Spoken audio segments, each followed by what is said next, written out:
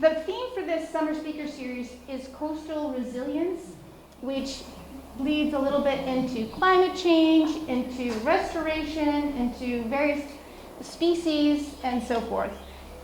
Advocacy actions, and all part of it. The other, a sister activity we're doing this summer are community gatherings. And those are generally Friday at lunchtime. Bring your own lunch, and we'll have some snacks, and it just allows for conversation. So it's a way to sort of continue this. We want there to be engagement on this, and I think we all know that it's going to take all of us to come up with the solutions and the way we get to a more balanced future for the planet, whatever version that takes.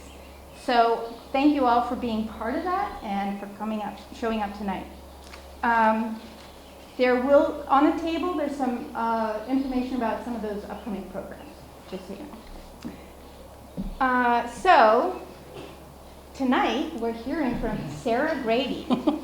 And Dr. Sarah Grady is a senior coastal ecologist in Mass Audubon's coastal ecological restoration program.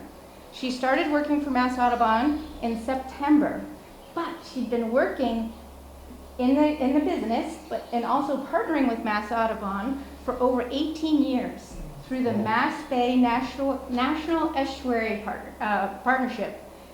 She was the South Shore Regional Coordinator, which was a position hosted by the North and South River Watershed Association. Her role at Mass Audubon focuses on salt marsh and coastal cranberry bog restoration. Tom, where are you? No, who was it who said, yeah, it was Tom, about cranberries being a topic in Wareham, right? She's also focused on coastal resilience and providing coastal ecology knowledge for multiple Mass Audubon research and advocacy efforts. So some of you may have taken part in the advocacy effort that was really striving to change the legislature recently to protect horseshoe crabs. So with that, I'm going to turn it over to you. Excellent. And Great. Take it away. Well, I'm really glad to be here tonight to talk to all of you. And, I just started with Mass Audubon in September, and I've had the chance to already talk to a lot of people about horseshoe crabs. You'll notice that Gina's introduction of me doesn't involve horseshoe crabs. And the reason I'm talking to you about horseshoe crabs is that is what I wrote my doctoral dissertation on. So prior to Mass Audubon, prior to Mass Bays, I was a student at the Marine Biological Laboratory down in Woods Hole, and I studied horseshoe crab population dynamics on Cape Cod, and I have been involved in protecting and monitoring horseshoe crabs in Massachusetts since that point in time. So we're going to get into a little bit of info about horseshoe crabs, and then there may be a special surprise at the end, if you stay awake. Or it'll wake you up, we'll see. All right, so here are some of the things that we're going to go through tonight. We'll go over the species, their importance to the ecology of our estuaries, the history of how they've been exploited, modern threats to horseshoe crabs such as the bait harvest, the biomedical harvest, and coastal erosion and coastal habitat, how they're managed in the state of Massachusetts, what Mass Audubon has been doing to monitor and research horseshoe crabs, and how you can get involved at a small level or at a much larger level to help horseshoe crabs in the state. So first of all, horseshoe crabs are a benthic marine arthropod.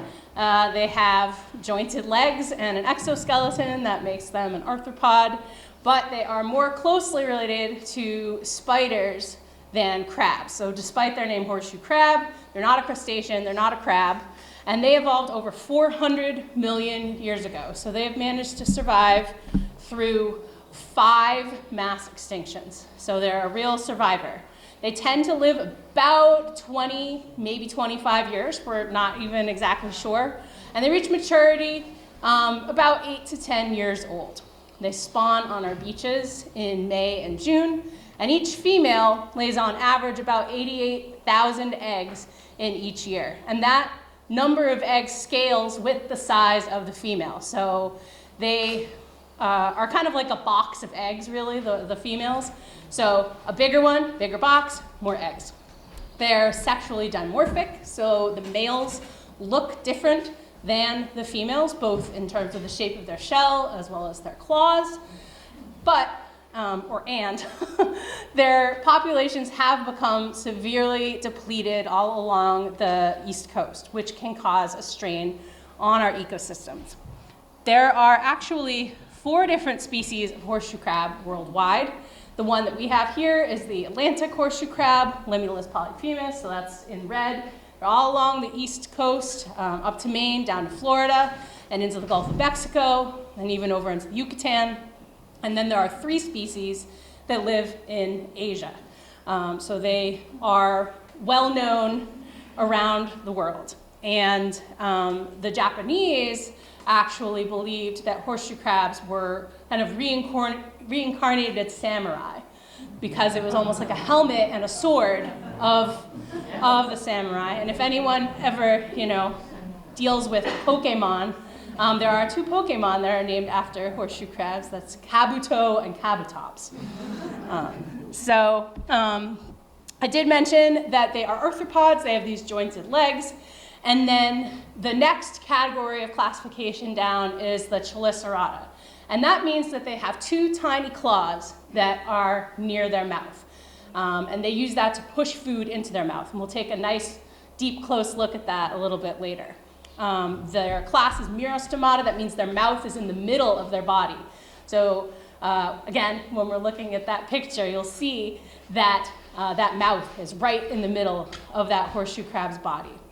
The Xiphosaura order means that they have a sword for a tail.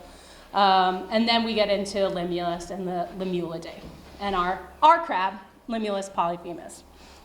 So I mentioned that they survived 5 mass extinctions, and they have changed a little bit over this time, kind of generally subtracting segments as you go along, getting a longer tail, but for the most part, they've stayed pretty close to looking like a horseshoe crab. If you found a fossil horseshoe crab, you'd say, yeah, okay, yeah, that looks like a horseshoe crab.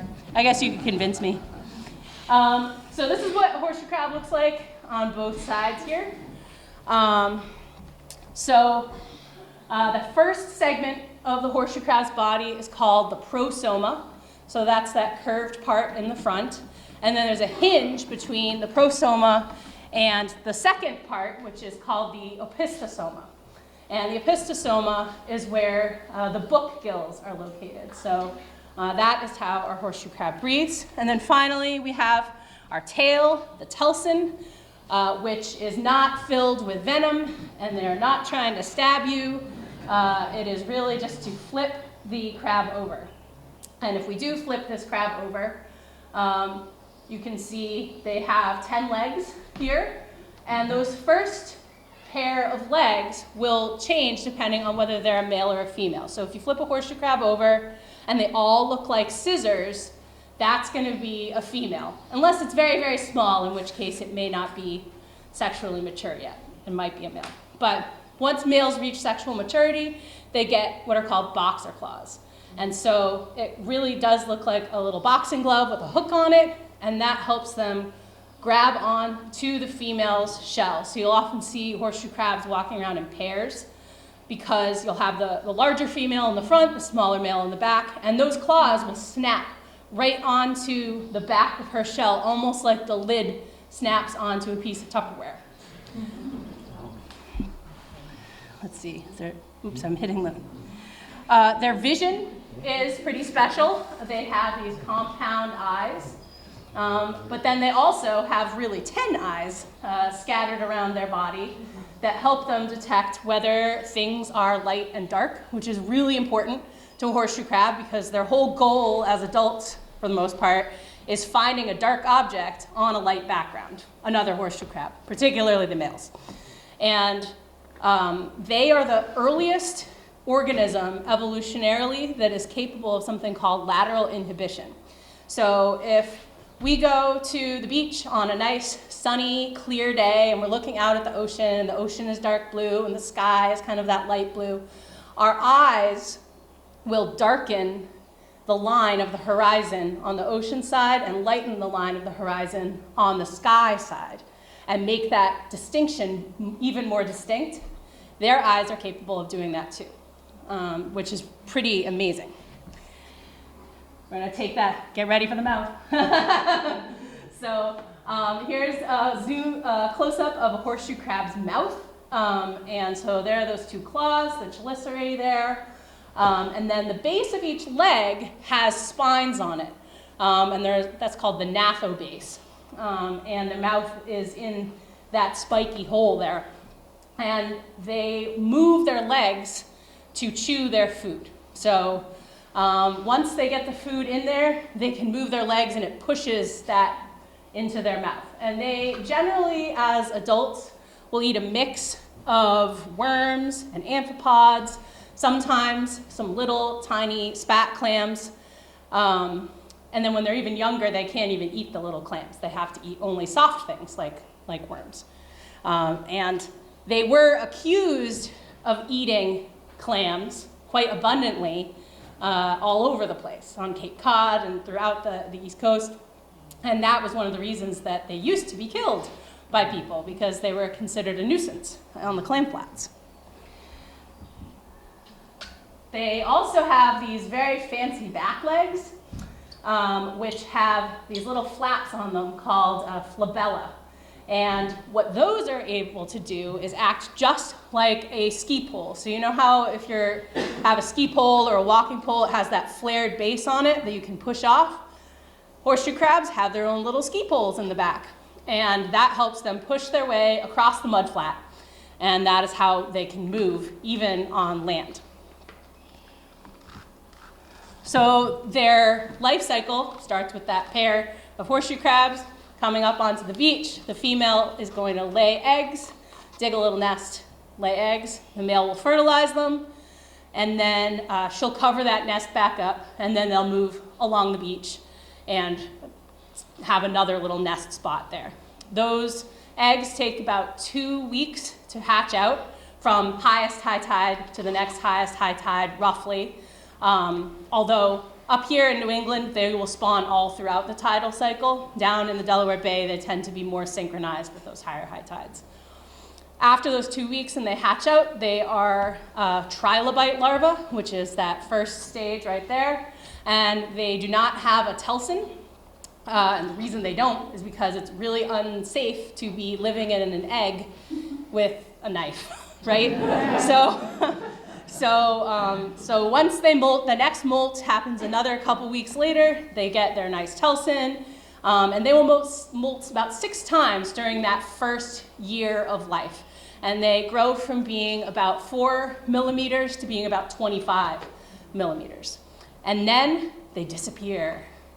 They have no reason to come into shore because it's an unsafe place to be. They just go out into deeper water and they eat worms and amphipods and maybe a couple little clams here or there, and they grow for about a decade.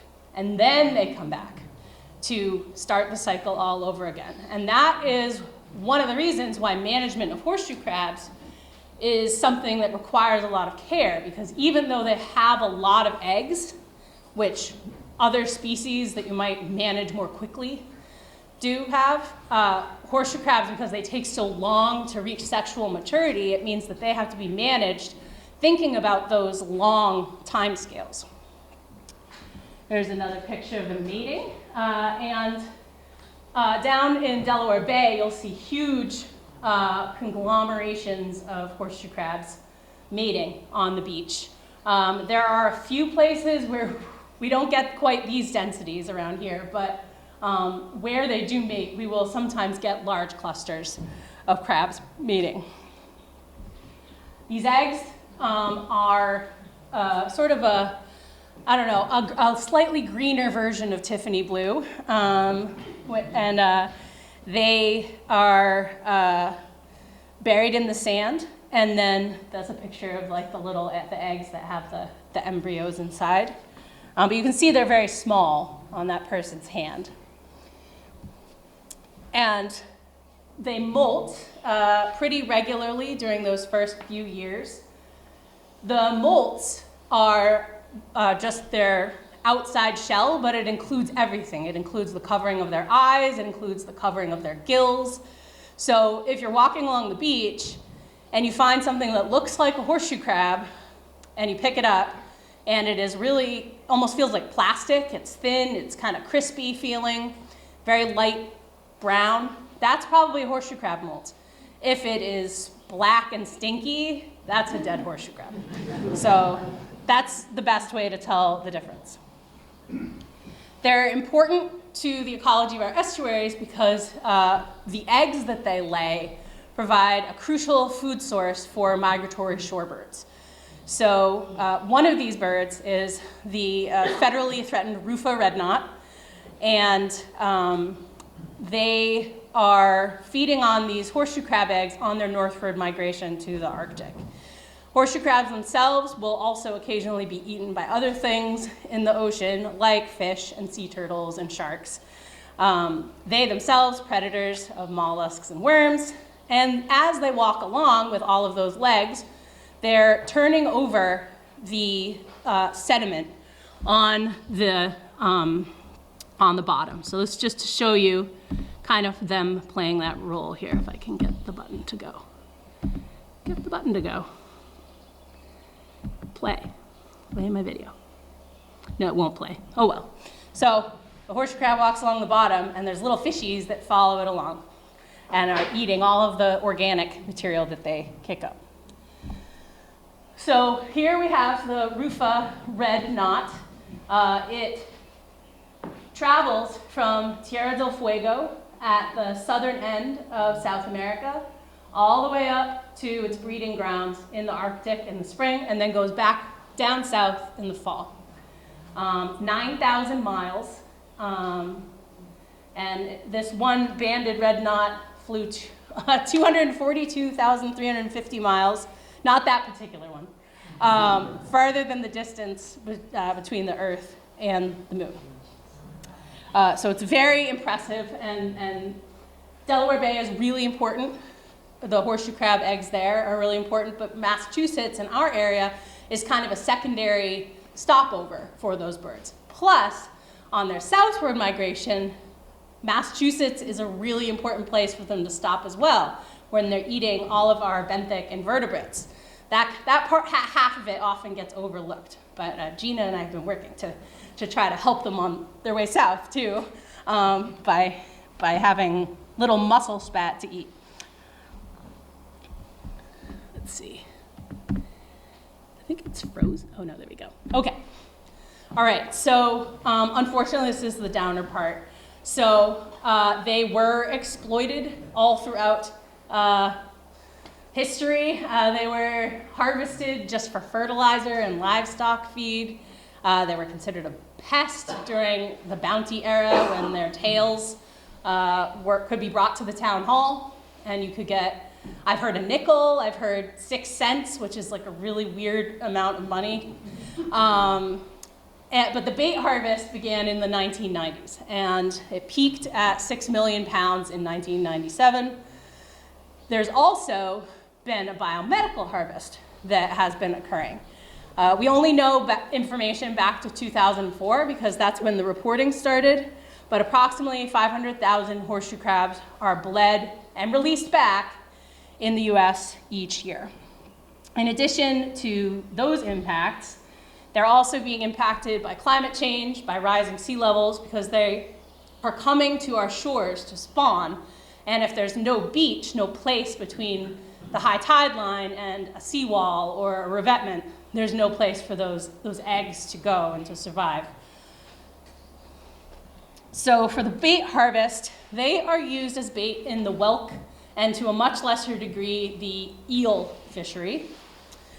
And for the biomedical harvest, the molecule or the compound that is coming out of their blood is something called limulus amoebocyte lysate. And it has nothing to do with the fact that their blood is blue. That is just something else. Their blood is blue because the molecule at the center of their oxygen carrying, the element at the center of their oxygen carrying molecule is copper. So our blood is red, it has iron, you have to take iron so that you don't get anemic. Horseshoe crabs would have to take copper because it's at the center of hemocyanin, which is the molecule that's carrying oxygen in their blood. So the limulus amoebocyte lysate is part of their amazing immune system. If you expose horseshoe crab blood to minuscule amounts of bacteria, it will immediately form a clot around that bacteria and seal up. So we were like, hey, that's a great thing. Let's see if we can use it. Unfortunately, the only way to test pharmaceuticals at this point for sterility is using horseshoe crab blood. There have been synthetic alternatives that have been developed, but they haven't been approved by the FDA yet for being used alone. So you can use them, but you have to, at the same time, use horseshoe crab blood to kind of do a paired test. This bleeding process takes about 30% of their blood volume, and 15 to 30% throughout the whole process of between taking them out of the water and getting them back to the water, and then sometime after, 15 to 30% don't make it. Plus, there are some sublethal effects. They tend to slow down. They tend to get a little disoriented, just like you might if you donated 30% of your blood. In Massachusetts, they are managed by the Division of Marine Fisheries, which is an office within Fish and Game. And anytime a regulation needs to change within for the Division of Marine Fisheries, it has to be approved by an independent commission called the Marine Fisheries Advisory Commission. And this independent commission has 9 members that are approved by the governor, and they're volunteers, and in almost all cases, they represent fishery interest. So in Massachusetts, we do have some closures to horseshoe crab harvest entirely in Monomoy National Wildlife Refuge and in the Cape Cod National Seashore. And then Pleasant Bay is closed entirely to just the bait fishery. And what we find when we're looking at population densities of horseshoe crabs through spawning surveys, we find that a huge amount of the harvest is occurring right there, right outside the Monomoy National Wildlife Refuge. So if you can imagine this area where all the crabs are being protected, and then 85% of the bait crabs happen to be harvested in Nantucket Sound, it probably means they're coming from the place where they're protected, and then they cross the line, and someone picks them up. So the bait harvest in Massachusetts kills up to 140,000 crabs annually for the whelk fishery. And it's obviously the leading cause of horseshoe crab mortality in Massachusetts. Now, they're being harvested for whelk, which in itself is a depleted fishery. So whelk right now are being harvested at the smallest size possible. So they just cross into the legal size and then they get harvested, which is not a very sustainable population dynamic or a sustainable fishery. So as the whelk fishery continues to decline, more effort for smaller whelks, there is possibly a chance that that would have a direct impact on the horseshoe crab bait fishery too, because if there's no market for whelk bait, there won't be a market for horseshoe crabs.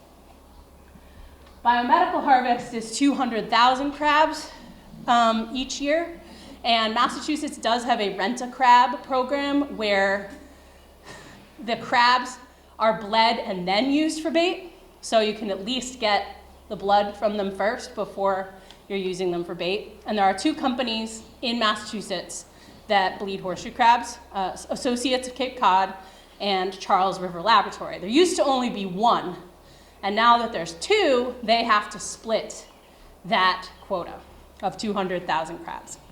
However, all is not completely lost because we've had recent regulatory wins in Massachusetts. Thanks in great part actually to, I would say, the advocacy of Mass Audubon, getting people out to talk to the Marine Fisheries Advisory Commission. So prior to this latest victory in March in 2023, the state agreed to lower the quota by 25,000. So it used to be 165,000 crabs, now it's 140,000. And also there was the first ever quota for biomedical, which is that 200,000 number. This past March, they passed a protection that you could not harvest horseshoe crabs while they were spawning. All harvest is banned from April 15th through June 7th, which makes complete sense from a population dynamics standpoint. And what's exciting is that that was one of the things that I said back in 2005 in my dissertation. So now it's finally happening. So yeah, protecting spawning females and protecting subadults are the most important parts of the horseshoe crab population. So it's really great. I can't wait to see what happens. We have to wait 10 years to see the big results, but from what I've heard, even just the number of crabs spawning on the beach has been higher this year. Okay, go ahead. There have been other developments recently in horseshoe crab conservation. There's an organization called the Southeastern Massachusetts Pine Barrens Alliance, which has submitted a petition to list horseshoe crabs under the Endangered Species Act in the state. There have been other places where more limits have been put in place, like having no female Delaware Bay crabs and what is presumably a small limit for Delaware Bay, 475,000 male crabs. There are now standards for those synthetics, which would increase the likelihood that we won't have the biomedical harvest. There's harvest banned on several islands in South Carolina, and Connecticut has banned hand harvest, which typically horseshoe crabs are harvested either by hand or through trawl. And that at least will reduce some of the near coastal harvest, because the trawling harvest tends to happen more offshore. So in addition to getting people to come out and attend meetings and sign things, Mass Audubon also has been participating in the state spawning surveys with the Division of Marine Fisheries for about 2 decades. Because of the number of sites that Mass Audubon works on, they provide about half of, I should say we and stuff, half of state data for horseshoe crabs. I do have to say that I coordinated the other major long-term site, which was in Duxbury Bay, for just as long. And that is still going on. And I volunteer for it now instead of running it, which actually is really nice. We tag horseshoe crabs with these little button tags on the corner. And there's been telemetry studies in Wellfleet and Chatham, and also some population genetics work. So this is kind of what that spawning index, so that's the number of females per quadrat, and the quadrats are 5 meters by 5 meters. And you can see, I mean, there's kind of been an increase over time, but it'll be really exciting to see what happens in the future. The places where they have more protections, like Pleasant Bay, you see increases in their abundance, but places where they're not as protected, like Nantucket Sound, you really don't see that much of an increase. If you are wandering around on the beach and you happen to see a tagged horseshoe crab, you can report it. So they have this, a button tag is about this big, and it is a white tag with a number on it, like a serial number. And you can enter it into this form online with the U.S. Fish and Wildlife Service.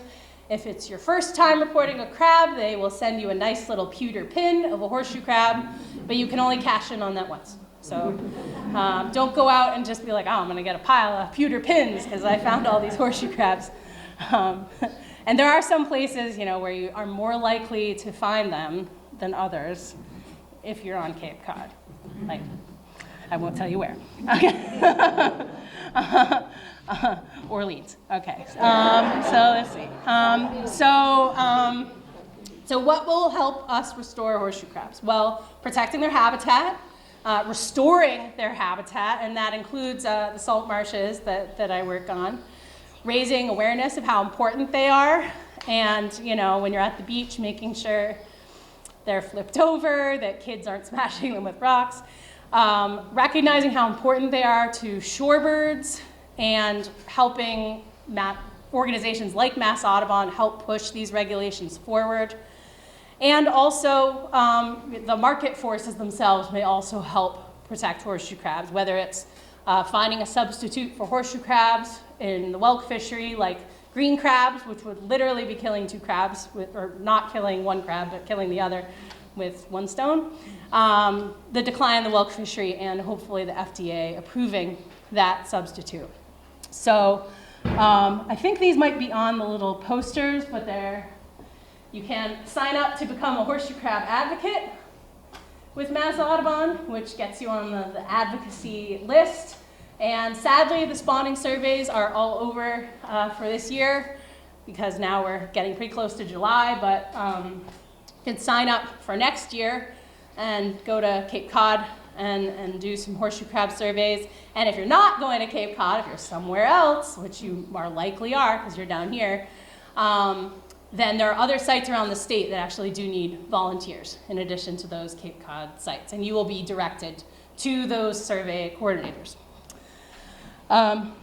So I did say that you might get a surprise. And so let me just, here, we'll go to the end of the slideshow here. All right, that's fine, we'll leave it like that. So back in the fall, I was talking to my friend Courtney, who works for the Narragansett Bay Estuary Program, a sister program to Mass Bays, where I used to work, and they were having a Narragansett Bay Biodiversity Symposium. And she asked me to come talk about horseshoe crabs, and I said, okay, and I had my talk, sort of a similar talk ready to go, and she said, it's a really casual audience. She said, you could do anything you want. She's like, you could even sing a sea shanty. She was joking, and I called her bluff.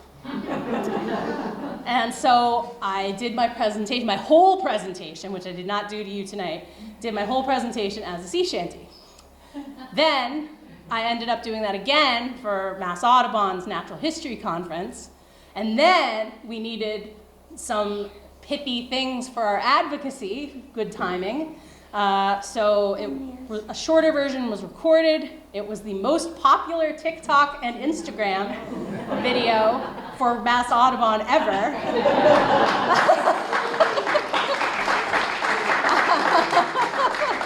And then I also got to do it at the celebration of the regulations. So what I'm going to do is I will sing you the short version, which is the Hooray the Regulations version. And I have it right here for you. So let's see. And I do come by the singing part of things, honestly. I'm not, I've been singing since forever. Since, actually, second grade. He's a second grader. I've been singing publicly since second grade. I was singing about carrots on stage at an assembly, and a farmer bunny or something like that. Okay, so here we go. Can I get a sip of water first? I've been talking a lot. I owe you a good version of it, not something raspy. Okay, here we go. Hey. All right. Oh, once in a time not long ago, people did not like horseshoe crabs, accused of eating all the clams on the shore of Barnstable County. The towns, they said, to kill them all, poor horseshoe crabs, they took the fall, and people brought their tails to the town hall to get a bounty. It turns out that what they eat is worms and amphipods, what a treat. Maybe a clam or three, but really who could blame them? And now we have changed our mind. They're important for bird and humankind. We learn about our eyes by looking at what theirs can do. However, we have also found that they make the best bait around for catching whelks, and that is causing problems for them too. A shorebird called the red knot can fly so far, yes, quite a lot, from South America to the Arctic on their migration. On the way they stop to rest, they think that horseshoe crab eggs are best for getting fat and bulking up and reaching satiation. Feeding this little bird is quite important. I'm sure you've heard how these two animals are strongly linked together. Their blood is blue. That's because of copper. It clots up as an infection stopper. This is the very quality that we wanted to claim. Some of the blood inside the crab is extracted in a sterile lab and used to test all kinds of drugs, and that's their claim to fame. The greatest source of mortality is harvest for the whelk fishery. The crabs are gathered up and put in pieces in a bait bag. Some of them are caught by hand by people walking on the sand, while others are collected from a boat using a drag. 450 million years old, these crabs are worth their weight in gold, but even so they are still harvested for bait. With horseshoe crabs in coastal states, the government who regulates the number and the size of all the crabs that can be taken. And as they learn more, they adjust, but many feel it's still unjust to harvest any crabs at all. The states must be mistaken. But now our state has heard your voice, and they have made a better choice. The MFAC voted yes to stricter regulation. Now that these new rules have passed, the spawning crabs won't be harassed, and horseshoe crabs in mass can increase their population. Over 2,600 people wrote, over 70 attended to support the vote. Now we stand on the shore having a celebration.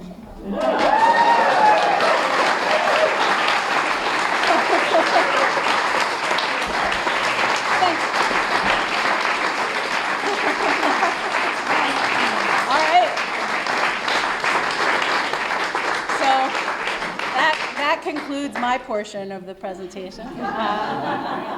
Does anybody have any questions? Yes. A couple questions and a comment. You may have already covered a couple of these things. What is their natural life? Lifespan? Yeah. 25 to 30 years, 20, 30, yeah. Okay, It's kind of unknown. Okay. How long can they survive out of water? They can, about 48 hours, roughly. So at least for the biomedical harvest, there are a lot of stringent rules for how they should be treated, and a lot of that is about keeping them moist. As long as their book gills stay wet, they can breathe, because their book gills are exactly what spiders have.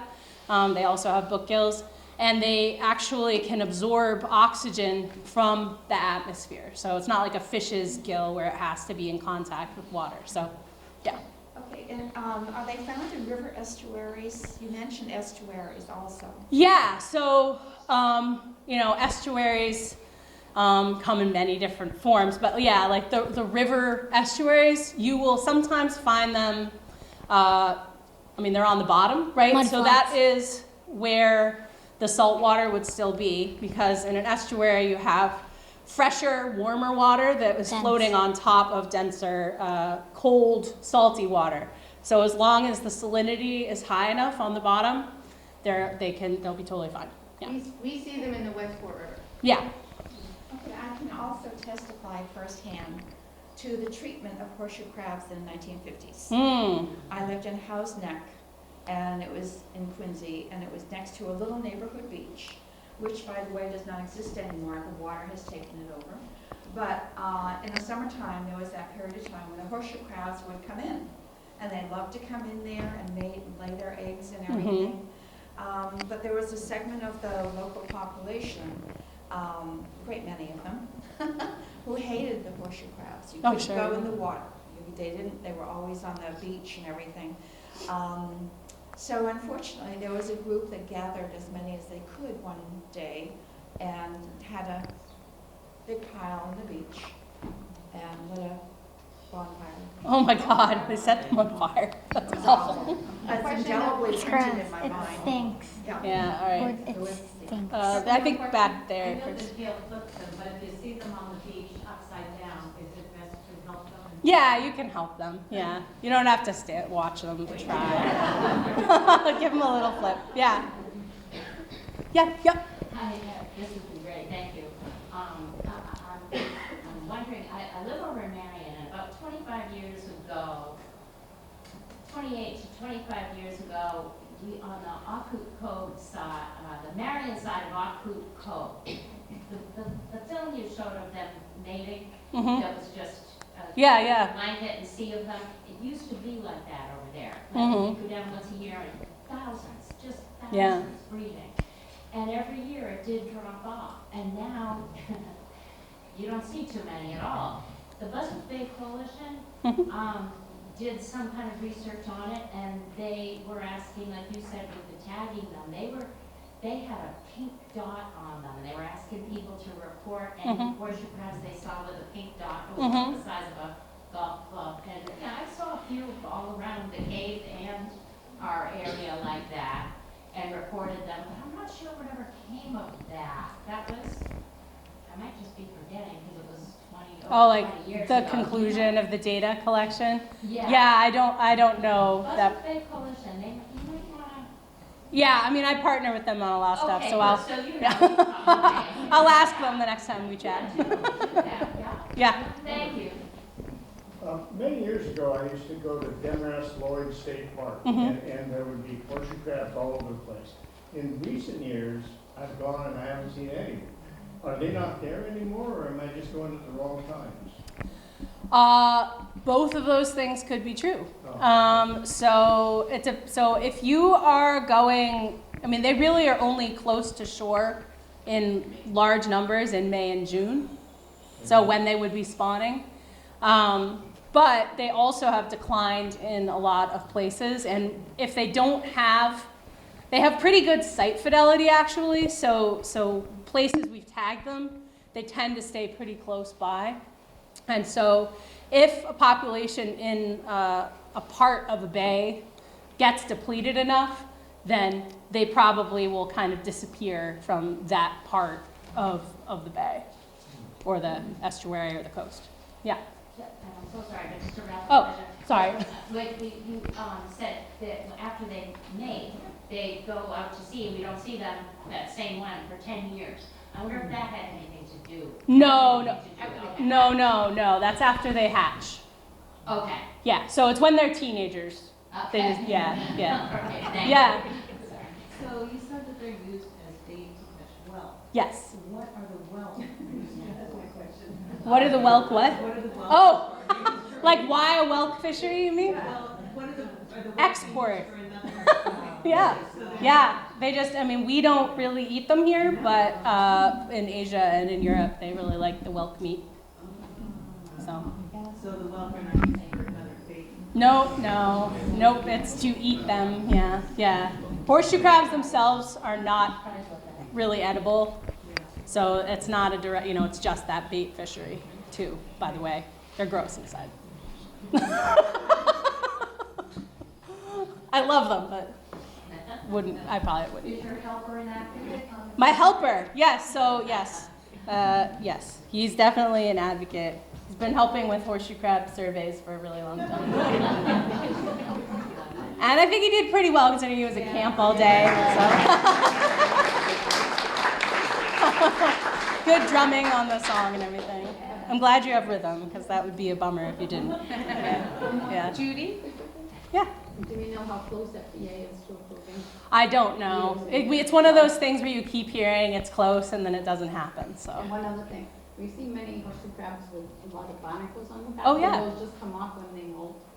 They would, yeah, they would. They don't molt too frequently once they get to adulthood, if at all. So usually the ones that you see that have a lot of barnacles, that probably means that during the winter, they're really not moving around much. I mean, they are still, a cold-blooded invertebrate, so they would just kind of bury themselves somewhere, and they're back, probably sticking out of the mud.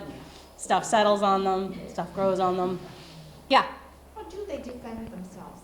And you may have covered that or talked about it, but there was a lot of information. There is a lot of information. They do not really actively defend themselves, I would say. They just are, I mean, they have a shell. It's like all armor, all armor, yeah. And that's why actually flipping them over is important, because the most vulnerable part of their body is their book gills.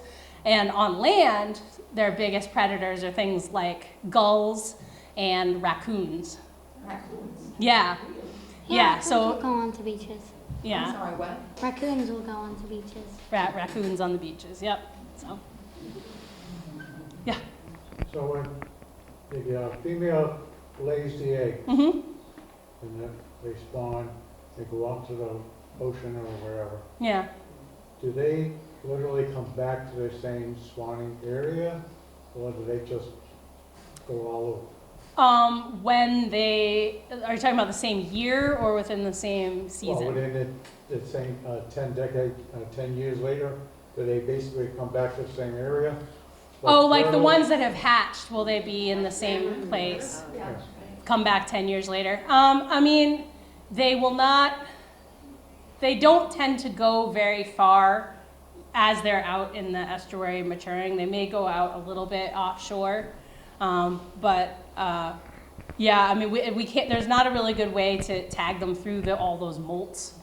So, but the places where you see high egg densities are often places where you will hopefully see large numbers of adults coming back, you know, the next decade. I'm just thinking, as a kid, when you go into the water, you were always afraid because you thought you were going to step on their tail. And flip off. Right, yeah. And, you see so many people pick them up by their tails. So Oh, it's yeah. all about education. Yeah, the best way to pick up a horseshoe crab is right on the front of their shell. And if you want to look at the bottom, how do you hold them? Hold them like a bowl of cereal. Yeah, so you just kind of, and what they'll do, and this is why you got to kind of balance them a little bit. Their claws will not pinch you. I mean, you can stick your hand right into that massive claws and they'll just kind of almost hug your hand. They can't, the scissor part of their claws is not pinchy. The only place that they can really hurt you is if you happen to get a finger between the front part of their shell and the back part of the shell, and they like to fold up, and but that's your fault. Yeah, that's all on you. Yeah. If you're on the beach and you happen to come across a horseshoe crab, what is the best way to interact with them just in general? Well, if it's a spawning pair, I would leave it alone, especially if they're kind of buried. If they are walking around near the edge of the water and you're curious, you can pick them up, but like I said, you want to make sure that you're holding them the right way. It's okay if when you pick them up and they're a pair, the male and the female come apart. There are honestly so many males out there compared, the ratios are so skewed with so many males to females that female will find another mate but I like to put them back together anyway, usually when I put them in the water, but yeah. I guess It's not true love, that's for sure. Yeah. Sarah, I have a question. Yeah. About the next steps. Yeah. So some progress was made Yeah. in March.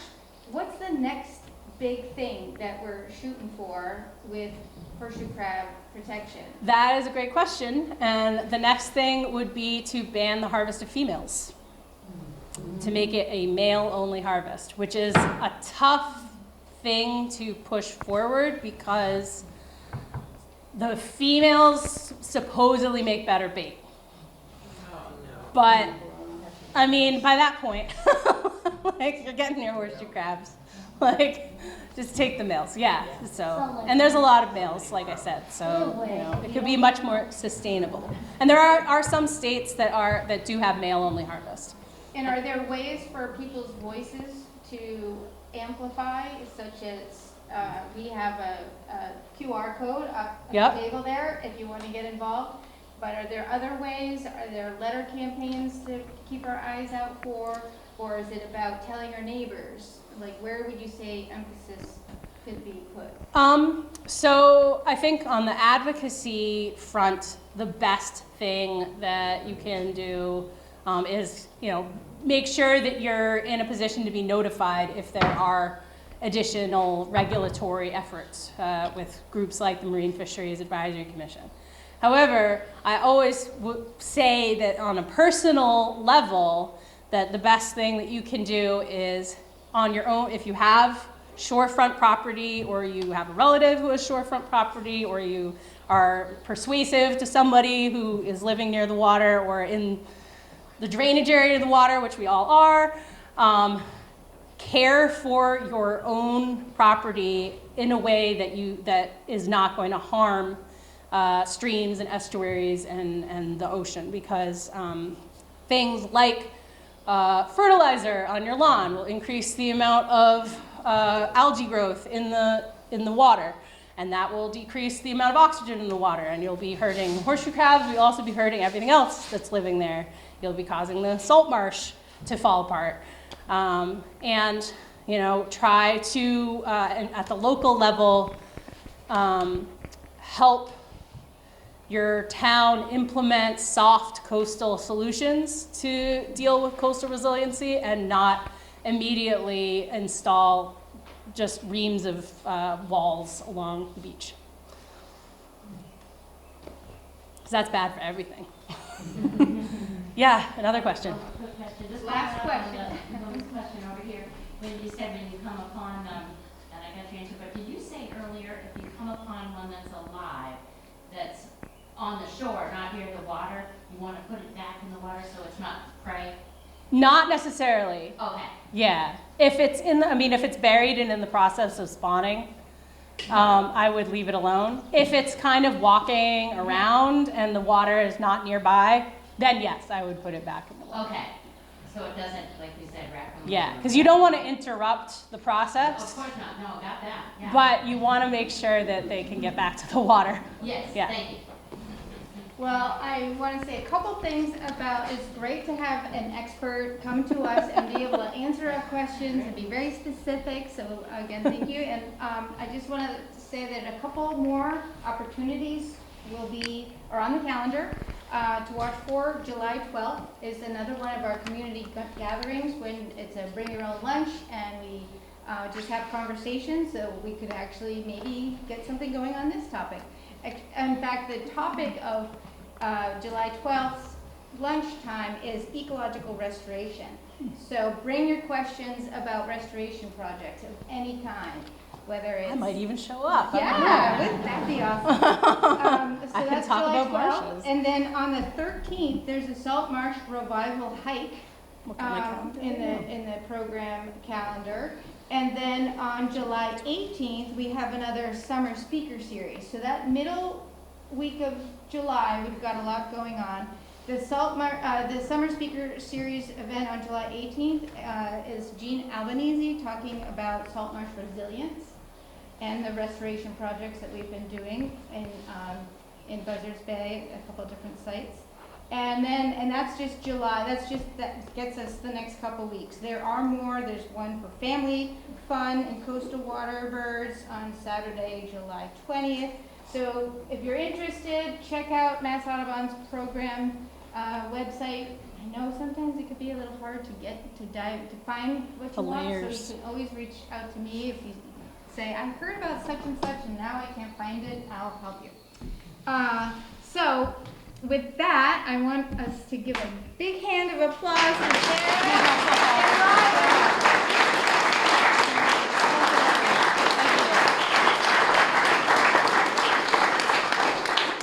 Thank you all so much for coming. It's been awesome. Yeah, thank you. That's exactly it.